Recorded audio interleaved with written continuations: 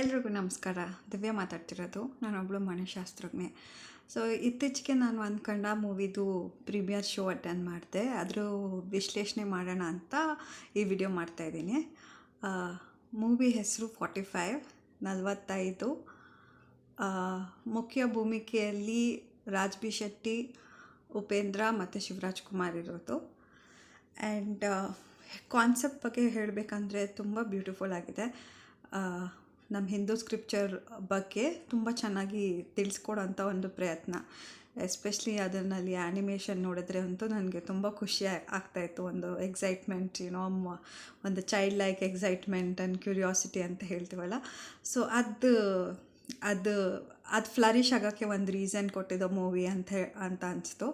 Because ಎಷ್ಟೊಂದು ಸತಿ ನಮಗೆ ಕೂತ್ಕೊಂಡು ಆ ಸ್ಕ್ರಿಪ್ಚರ್ಸ್ನ ಡೀಟೇಲಾಗಿ ಓದೋ ಅಂಥ ಒಂದು ಟೈಮ್ ಇರೋದಿಲ್ಲ. ಎಸ್ಪೆಷಲಿ ಈಗಿನ ಕಾಲದಲ್ಲಿ ಫಾಸ್ಟ್ ಪೇಸ್ ಲೈಫ್ ಎಲ್ರದ್ದು ಇರೋದ್ರಿಂದ. ಇವಾಗ ನಾನು ಆಧ್ಯಾತ್ಮದಲ್ಲೇ ಇದ್ರೂ ಎಷ್ಟೊಂದು ವರ್ಷದಿಂದ ಆಧ್ಯಾತ್ಮದಲ್ಲಿ ತೊಡಗಿಸ್ಕೊಂಡಿದ್ರೂ ಎಲ್ಲ ಪುರಾಣ ನಾವು ಓದ್ತೀವಿ ಅಂತ ಹೇಳಿಕ್ಕೆ ಬರೋದಿಲ್ಲ ಅಲ್ಲ. ಸೊ ಅದನ್ನು ಒಂದು ಮೂವಿ ರೂಪಕವಾಗಿ ಹೇಳಿ, ಅದ್ರದ್ದು ಸಾರಾಂಶ ಹೇಳಿ, ಅದರದಲ್ಲಿರೋ ಮೆಸೇಜನ್ನು ಕನ್ವೆ ಮಾಡಿರೋ ರೀತಿ ತುಂಬ ಇಷ್ಟ ಆಯಿತು. ಆ್ಯಂಡ್ ಆ್ಯನಿಮೇಷನ್ಸ್ ಎಲ್ಲ ಸಖತ್ ಬ್ಯೂಟಿಫುಲ್ ಆಗಿದೆ. ಆ್ಯಂಡ್ ಎಸ್ಪೆಷಲಿ ಅದರಲ್ಲಿ ಕಾಮಿಡಿ ಕೂಡ ಇದೆ. ಕಾಮಿಡಿ ಎಲಿಮೆಂಟ್ ಕೂಡ ಎಷ್ಟು ಚೆನ್ನಾಗಿ ಅದು ಮಿಕ್ಸ್ ಮಾಡಿದ್ದಾರೆ ಫ್ಲೇವರ್ನ ಅದರಲ್ಲಿ.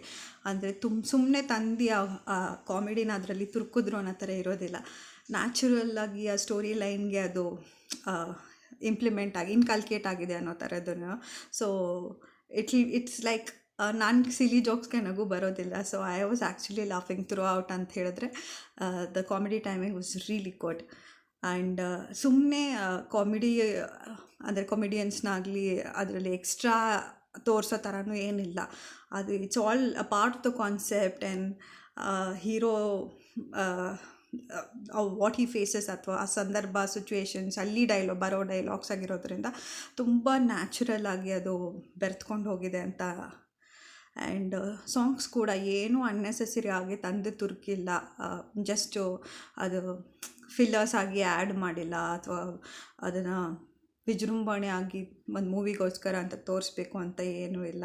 So movie foreign locations destinations ಅದರಲ್ಲಿ ನನಗೆ ಪ್ರಾಬ್ಲಮ್ ಇದೆ ಅಂತಲ್ಲ, ಬಟ್ ಎಷ್ಟೋ ಸತಿ ಅದರಿಂದ ಮೂವೀಸ್ ಎಲ್ಲಾಗತ್ತೆ ಅಂತ ಹೇಳಿಬಿಟ್ಟು ಮಾಡ್ತಾರೆ. ಸೊ ಆ ಥರದ್ದು ಏನೂ ಗಿಮಿಕ್ಕಿಲ್ಲ. ಸೊ ತುಂಬ ವಿಷಯಗಳಿಗೆ ನನಗೆ ಮೂವಿ ಇಷ್ಟ ಆಯಿತು. ಯಾವುದು ನನಗೆ ತೊಂದರೆ ಕೊಟ್ಟಿದೆ ಅಂತ ಹೇಳಿದ್ರೆ ಆಬ್ವಿಯಸ್ಲಿ ವೈಲೆನ್ಸ್. ಸೊ ಎಲ್ಲಿ ಗುಡ್ ಮತ್ತು ಈವಿಲ್ ಮಧ್ಯೆ ಒಂದು ವಾರ್ ತೋರಿಸ್ತಾರಲ್ಲ, ಆಬ್ವಿಯಸ್ಲಿ ಅಲ್ಲೆಲ್ಲ ವೈಲೆನ್ಸ್ ಇದ್ದೇ ಇರುತ್ತೆ. ಅಲ್ಲಿ ಬರುವಾಗ ನನಗೆ ಏನಾಗುತ್ತೆ, ಎಸ್ಪೆಷಲಿ ಆನ್ ಸ್ಕ್ರೀನ್ ಅದು ತುಂಬ ಗ್ರ್ಯಾಂಡಿಯೋಸ್ ಆಗಿ ತೋರಿಸಿದ್ರೆ ನನಗೆ ಮುಂಚೆಯಿಂದನೇ ಅದ್ರ ಬಗ್ಗೆ ಅಬ್ಜೆಕ್ಷನ್ ಇದ್ದೇ ಇದೆ. ಬಿಕಾಸ್ ಎಲ್ಲ ಸಟಲ್ ಆಗಿ ತೋರಿಸಿ ಮೆಸೇಜ್ನ ಕನ್ವೆ ಮಾಡ್ಬೋದು ಅನ್ನೋದು ನನ್ನ ಅಭಿಪ್ರಾಯ. ಬಿಕಾಸ್ ಯಾರೇ ಆಗಲಿ ಎಲ್ಲ ಥರದವರು ಮೂವಿ ನೋಡ್ತಾರೆ, ಎಲ್ಲರೂ ಅವೇರ್ ಇರ್ತಾರೆ ಅಂತ ಹೇಳೋಕ್ಕಾಗೋದಿಲ್ಲ. ಎಲ್ರಿಗೂ ತಿಳುವಳಿಕೆ ತುಂಬ ಚೆನ್ನಾಗಿರುತ್ತೆ ಅಂತ ಇರೋದಿಲ್ಲ. ಅಥವಾ ಅವರ ಯಾವ ರೀತಿ ಅದರಿಂದ ಇನ್ಸ್ಪೈರ್ ಆಗ್ತಾರೆ ಅದು ನಾವು ಹೇಳಲಿಕ್ಕೆ ಬರೋದಿಲ್ಲ. ಅಥವಾ ಜಸ್ಟ್ ಏನು ಗೊತ್ತಾ, ನಾನು ಎಂಟರ್ಟೈನ್ಮೆಂಟ್ಗೋಸ್ಕರ ಈ ಮೂವಿ ನೋಡ್ತಿದ್ದೀನಿ ಅಂತ ಹೇಳಿ ನಾವು ಸುಮ್ಮನೆ ಇದ್ಬಿಡೋ ಅಂಥವ್ರು ಆಗಿರೋದಿಲ್ಲ. ಎಲ್ಲರೂ ಇದರಿಂದ ಪ್ರೇರಣೆ ತೊಗೊಂಡು ಅಥವಾ ಆ ಹೀರೋ ಅವ್ರು ಏನು ಮಾಡ್ತಾರೆ ಅದನ್ನು ಮಾಡೆಲಾಗಿ ಇಟ್ಕೊಳ್ಳೋ ಅಂಥವ್ರು ತುಂಬ ಜನ ಇರೋದರಿಂದ ಅಂಥವ್ರ ಮೇಲೆ ಏನದು ವಿಪರೀತವಾದ ಪರಿಣಾಮ ಬೀರ್ಬೋದು ಅನ್ನೋದು ಒಂದು ಕಾಳಜಿ ನನಗಿದ್ದೇ ಇದೆ. ಓಕೆ, ಸೊ ನಾವು ನೋಡುವಾಗ ಅದನ್ನು ಎಂಟರ್ಟೈನ್ಮೆಂಟ್ ಅಂತ ತೊಗೊಳ್ಳೋಂಥ ಅವೇರ್ನೆಸ್ ನನಗಿರ್ಬೋದು. ಬಟ್ ಎಲ್ಲೋ ಚಿಕ್ಕವರು ನೋಡುವಾಗ ಅಥವಾ ಅವ್ರಿಗೆ ಅವೇರ್ನೆಸ್ ಇಲ್ಲ ಅಂತ ಹೇಳಿದ್ರೆ ಅದನ್ನು, ಅಥವಾ ಅದರಿಂದ ಐಡಿಯಾಸ್ ಅಥವಾ ಇನ್ಸ್ಪಿರೇಷನ್ಸ್ ತೊಗೊಳ್ತಾರೆ ಅಂತ ಹೇಳೋದಾದರೆ ಆವಾಗ ನನಗೆ ಓಕೆ, ಅದರಿಂದ ಆಗ್ತಿರೋ ಇಂಪ್ಯಾಕ್ಟ್ ಏನು, ಸೋಷಿಯಲ್ ಇಂಪ್ಯಾಕ್ಟ್ ಏನು ಅಂತ ಹೇಳುವಾಗ ಅದು ಅಲ್ಲಿ ನನಗೆ ನಿಜವಾಗ್ಲೂ ಒಂದು ಕನ್ಸರ್ನ್ ಅನಿಸುತ್ತೆ. ಅದನ್ನು ಬಿಟ್ಟು it is a really good entertainer, worth your money. ಅಂದರೆ ನೀವು ಟೈಮ್ ತಗೊಂಡು ಥಿಯೇಟರ್ಸ್ನಲ್ಲಿ ನೋಡ್ತೀರ ಅಂತ ಹೇಳಿದ್ರೆ it is definitely worth your money and your time. Because it's really good entertainer. ನಾನು ಹೇಳಿದ್ನಲ್ಲ, ನಾನು ಸಿಕ್ಕಾಪಟ್ಟೆ ನಕ್ಕಿದ್ದೀನಿ. And I was actually so happy. I went and I took the time to watch the movie and it was a beautiful ಅದು imagine ಮಾಡಿರೋದಾಗಲಿ conception of the movie ಆಗಿರ್ಬೋದು, ಅಥವಾ the way they have executed it, and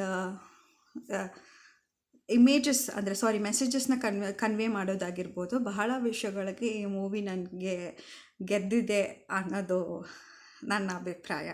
so ಎಲ್ಲರೂ ಥಿಯೇಟರ್ಸ್ಗೆ ಹೋಗಿ movie ನೋಡಿ and ನಿಮ್ಮ ಅಭಿಪ್ರಾಯ ಏನು ಅನ್ನೋದನ್ನು ಕಾಮೆಂಟ್ನಲ್ಲಿ ತಿಳಿಸಿ. ಧನ್ಯವಾದಗಳು.